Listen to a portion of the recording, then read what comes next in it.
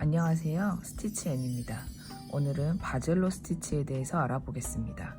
이 바젤로 스티치는 제가 캔버스 워크를 깊이 있게 공부하게 된 그 시작점이라고 할 수 있는데요. 그 무늬가 워낙 다양하고 독보적이어서 저는 이 바젤로 자수의 매력에 푹 빠졌습니다. 그리고 그 뒤에 캔버스 워크에 대해서 좀 더 깊이 있게 공부하게 되었죠. 이 바젤로 자수라고 따로 말하는 것과 같이 바젤로 자수는 캔버스 워크의 스티치의 일부분이면서 단독적인 분야로도 불리우고 있습니다. 또한 바젤로 자수는 이름이 다양한데 바젤로 자수뿐만 아니라 플로렌틴 워크, 헝가리언 포인트, 플레임 스티치라고도 불립니다. 일단 그 바젤로 자수는 기원이 정확하게 알려지진 않았는데 가장 많이 이야기되어지는 게 이탈리아 피렌체의 바젤로 궁전의 의자에 디자인되어 있는 문양에서 시작되어서 바젤로 자수 혹은 피렌체라는 뜻의 플로렌틴 워크라고도 불립니다. 처음에 말을 길게 하면은 지루하니까 다른 이름은 스티치를 놓으면서 천천히 설명해 보도록 하겠습니다. 우선 바젤로 자수는 무늬가 다양한데 크게 4가지로 나눌 수 있을 것 같아요. 그 중에서 가장 기본적인 이 곡선 무늬를 처음으로 해보겠습니다. 자, 이 곡선 무늬는 이렇게 진행된다고 생각하시고 매듭 있는 쪽을 앞에 놓으실게요. 그리고 밑에서 나오셔서 하나, 둘, 셋, 4개 이렇게 바젤로 자수의 특징 중 하나가 수직으로 된 같은 높이의 땀으로 채워준다는 데 있습니다. 그럼 금방 4홀이었으니까 그 다음은 중간 지점에 나오셔서 그 다음에 똑같이 하나, 둘, 셋, 4개 그리고 그 다음도 중간에 나오셔서 하나, 둘, 셋, 4개 그리고 그 다음에도 똑같이 나오시는데 이번에는 이제 곡선을 만들어 줘야 되니까 똑같은 높이의 땀을 나란히 2개를 놨어요. 그리고 그 다음에는 또 조금 반 올라가서 이번에는 2개가 아니라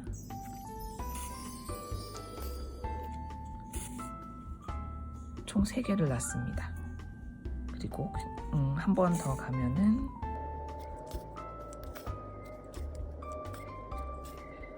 이렇게 나란히 놓는 땀수를 하나씩 늘려가면서 곡선을 만들어 줬어요. 그럼 이제 올라갔으니까 내려오겠습니다.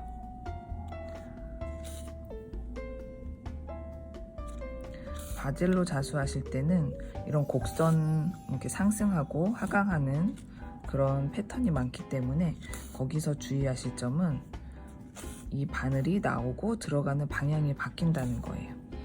아까 올라가실 때는 밑에서 나오셔서 위로 들어가셨고 지금은 내려가는 모양이니까 위에서 나오셔서 이렇게 아래로 내려가는 거예요. 요거는 그 흐름에 따라서 같이 가는 거기 때문에 헷갈리진 않으실 거예요. 그런데 이렇게 하는 이유는 이렇게 해야 뒤에가 균일한 모양으로 나올 수가 있어요.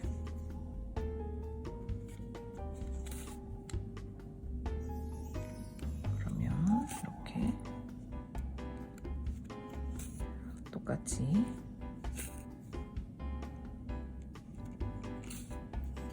그죠? 요거를 기점으로 왼쪽과 오른쪽이 똑같은 패턴으로 내려왔습니다. 한 개의 완만한 곡선이 완성됐어요. 그리고 보통 이런 바젤로 자수는 이렇게 무늬들도 중요하지만 그 무늬들의 효과를 나타내기 위해서 그라데이션 넣는 이 색상도 중요해요. 그래서 이 색 배합이 가장 중요하다고 할 수 있는데 그래서 이번엔 가장 짙은 색을 위에 놓으셨으면 요 위에보다는 조금 옅은 색을 밑에 놓아 볼게요.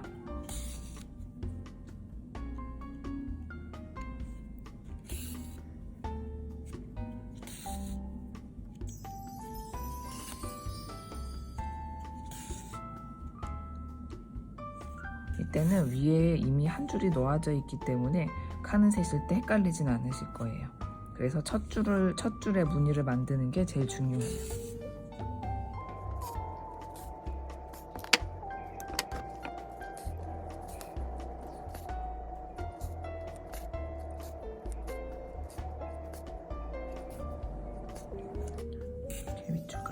다시 술을 놓아주면 됩니다. 이렇게 두 번째 줄이 완성됐습니다.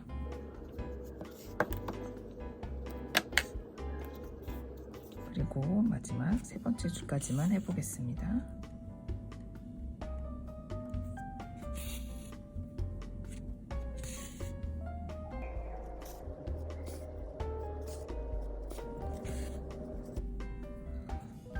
한 가지 팁을 드리자면 울산은 원래는 이렇게 자연스럽게 꼬여 있는 실이에요.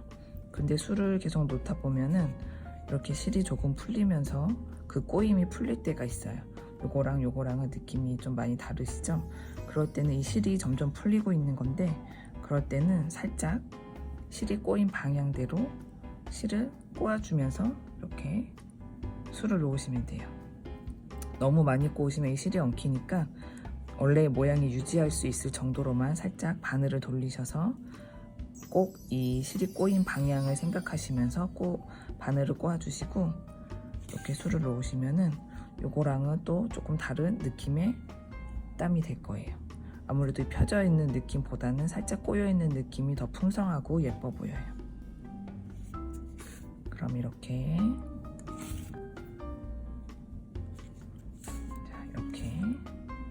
곡선 무늬에 바젤로 무늬가 하나 완성됐습니다. 점점 더 채우셔서 이렇게 무늬를 이어가시면 돼요. 이게 가장 기본적인 곡선 무늬의 바젤로 스티치였어요. 바젤로 자수의 다른 이름이 플레임 스티치인데요. 이 플레임은 불길이나 불꽃, 불타는 듯한 빨간색 이런 뜻이에요. 그래서 그런 이름이 생기게 된 게 이런 불꽃 모양의 패턴 때문이에요. 이런 패턴이 저는 가장 기본적이면서 매력적인 바젤로 무늬라고 생각합니다. 그래서 이 불꽃 모양의 패턴을 한번 간단하게 해보겠습니다. 이것도 처음 시작은 이 곡선 무늬랑 크게 다르지는 않아요. 그래서 제일 처음에 진행될 방향에 넣어주시고 밑에서 하나, 둘, 셋, 네 개 똑같이 위에랑 똑같은 방법으로 진행되고 땀의 길이도 네오를 감싸는 그 똑같은 땀의 길이에요. 여기도 먼저 한 호를 놓고 그 다음에 하나, 둘, 셋, 네 개 그 다음에 하나, 둘, 셋, 네 개 이번에 이렇게 두 개를 또 연달아 놨습니다. 그리고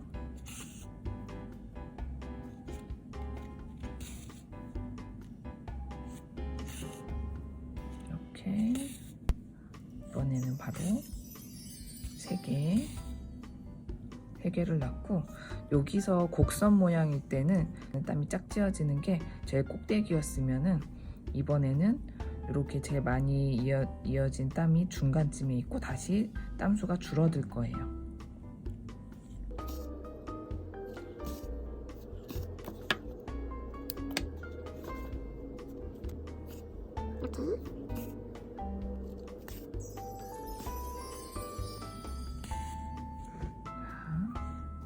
여기서는 이 중간에 요걸 기점으로 두 개가 대칭이 됐다면 여기서는 요걸 중심으로 해서 양쪽이 위아래가 대칭이 될 거예요. 그리고 물론 이쪽을 중간을 기점으로 양쪽으로도 대칭이 될 거예요. 그럼 여기 꼭대기에 한 땀이 제일 끝에를 꼭지점을 만드셨으면 이제 내려올 거예요. 이렇게 아까처럼 방향을 생각하시면서 내려오시면 돼요.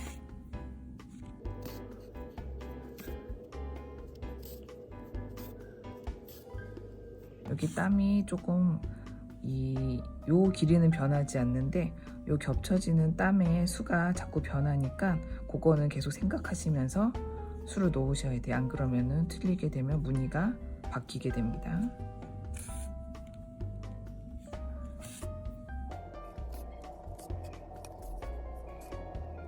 이렇게 아까랑은 살짝 다른 여기가 곡선이었으면 이것은 좀 더 뾰족한 불꽃 모양이죠. 이거는 제가 간단하게 보여드려서 땀수를 얼마 안 했는데 이런 이 기본적인 규칙만 아시면 이 땀수는 조절하셔가지고 본인이 높이와 여기 폭을 계산을 하셔서 수를 놓으시면 돼요. 그럼 이렇게 바젤로의 기본 무늬인 곡선 무늬랑 이렇게 불꽃 무늬를 해봤어요. 그 다음에는 바젤로 자수의 또 다른 이름이 헝가리언 포인트인데 그것은 이 무늬에서 나온 것 같아요. 일단 한번 보여드리겠습니다.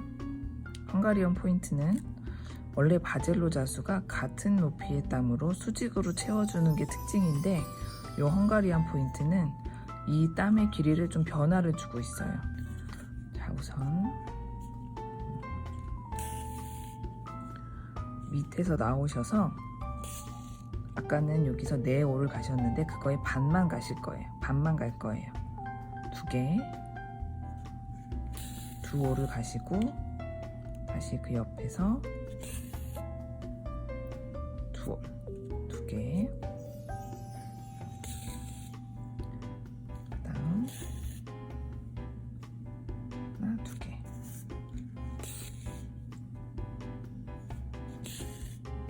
이렇게 아까 반만 간 요거의 반만 갖고 그 다음에는 땀의 길이의 변화를 주어서 요거의 2배를 갈 거예요.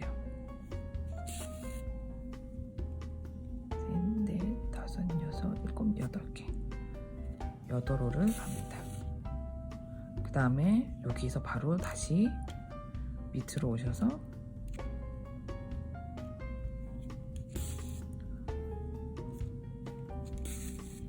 요 긴 땀을 기준점으로 이렇게 대칭이 되게 내려올 거예요.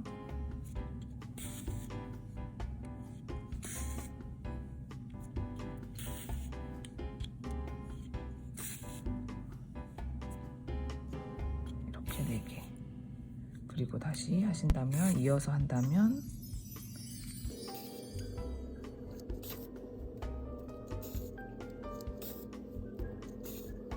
이렇게 4땀 가고 하나, 둘, 셋, 넷, 다섯, 여섯, 일곱, 8개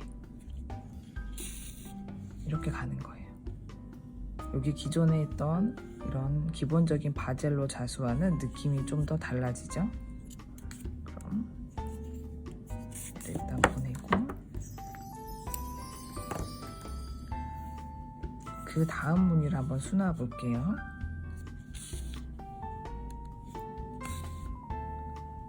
똑같이 2개,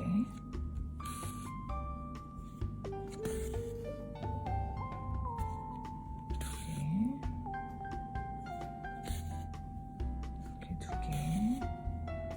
이번에는 3개를 가신 다음에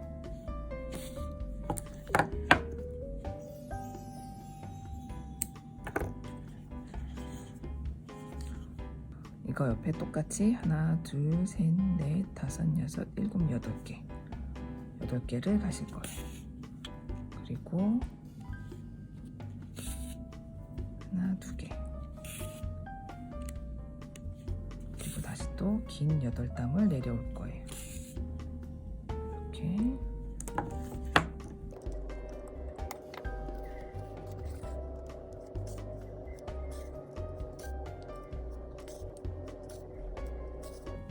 이런 식으로 조금 이거는 기본적인 바젤로 무늬에 비해서 변주가 많아서 하실 때 조금 헷갈릴 수도 있어요. 그래도 아마 이런 기본적인 패턴들이 좀 지루해지실 때쯤 요걸 하시면은 조금 더 재미있으실 거예요. 하나, 둘, 셋, 넷, 다섯, 여섯, 일곱, 8개 이런 식으로 스티치를 이어갑니다.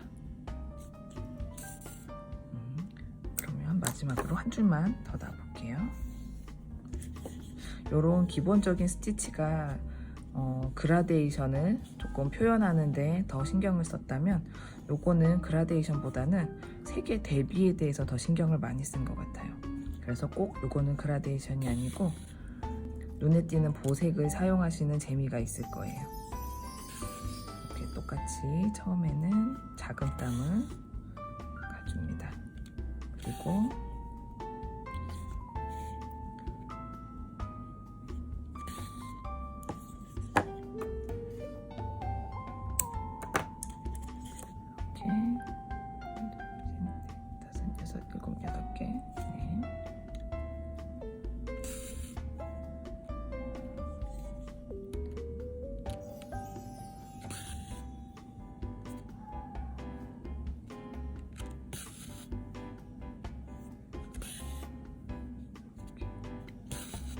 이 바젤로 스티치는 바젤로 자수는 그 안에도 다양한 무늬가 있어서 그야말로 하나의 자수 분야라고도 할 수 있어요. 그래서 이건 설명이 좀 길고 복잡하기는 한데, 그래서 오늘은 간단하게만 이렇게 설명해 보도록 하겠습니다. 처음부터 너무 많이 알면은 머리만 복잡해지니까요. 이렇게 이게 어떤 식으로 흘러가는지 느낌이 좀 오시죠?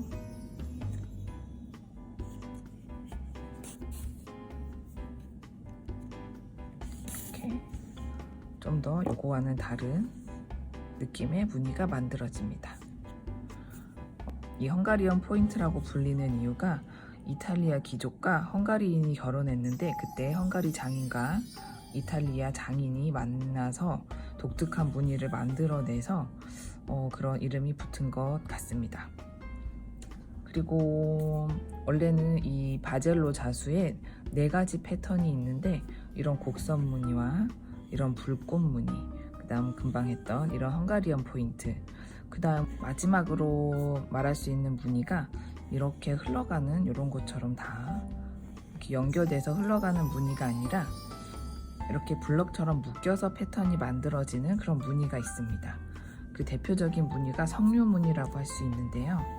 이거 기존에 놓았던 거를 응용을 해서 만들어 보면은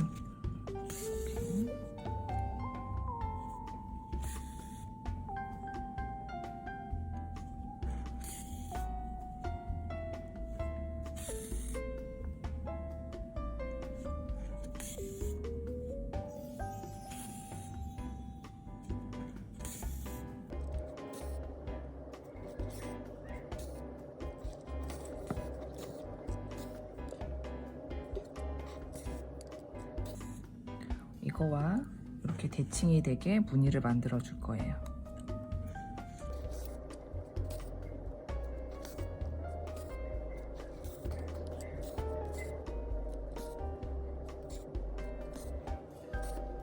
자, 이렇게 닫힌 구조의 무늬가 하나 만들어졌어요. 그럼 그 안에 이렇게 단계별로 나누어서 똑같이 스티치를 채울 거예요. 그 채우는 방법은 요것과 같습니다. 일단 요거는 있는 실로 해보겠습니다. 이렇게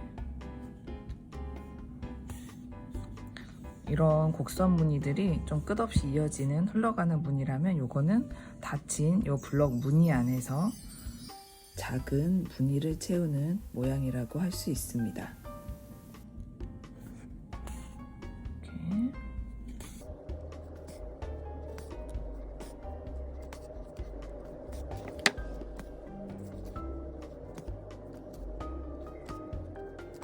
이렇게 계속 이어지는 것이 아니라, 물론 처음에 이걸 하실 때는 크게 이어져서 무늬를 만드실 거예요. 그 안에 갇혀진 무늬 안에 이렇게 패턴을 채우실 거예요. 이왕한 거 끝까지 채워보겠습니다.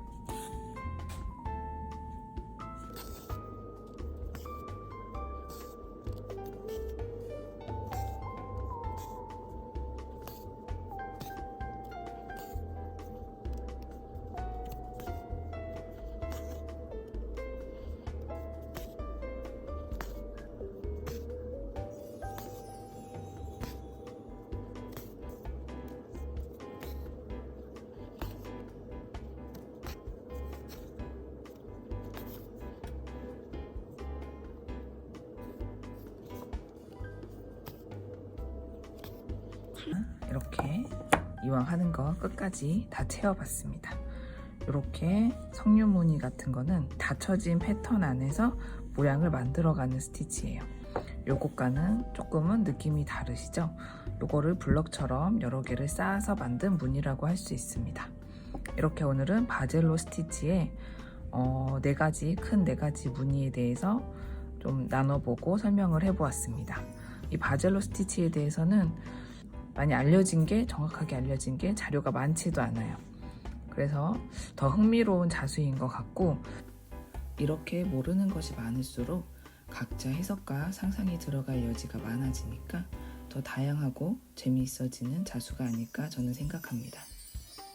그럼 오늘도 조금 길어졌는데 설명이 너무 복잡하게 생각하지 마시고 이 무늬 하나하나 만들어가는 재미를 처음에 아셨으면 좋겠어요.